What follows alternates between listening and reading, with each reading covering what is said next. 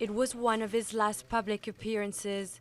Fidel Castro, then 85, reappeared in front of the cameras in 2012 to welcome Pope Benedict XVI to Cuba. The frail elderly man was a far cry from the once tough guerrilla fighter who took the world to the brink of nuclear conflict 50 years earlier.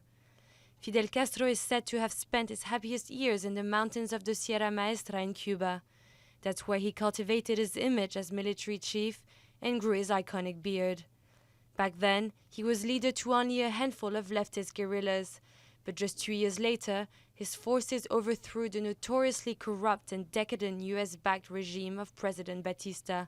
On the 8th of January 1959, he received a triumphant welcome in Havana. After being snubbed by then US President Dwight Eisenhower, he became one of the Soviet Union's staunchest allies. In 1961, he crushed an American-backed rebellion in the Bay of Pigs.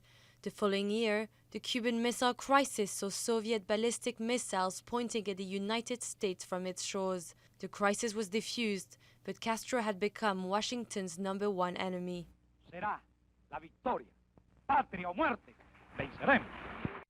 The Cuban leader became a symbol of the struggle against imperialism across the world and remained convinced of his duty to export his ideology abroad.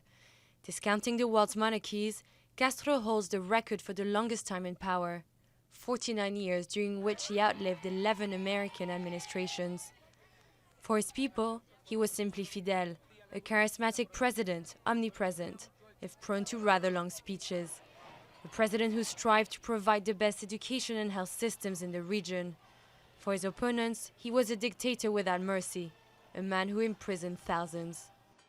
Castro survived the collapse of the Soviet Union and its withdrawal of financial support.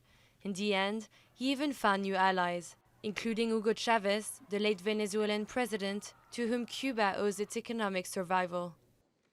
Fidel Castro had practically disappeared from the lives of ordinary Cubans since July 2006.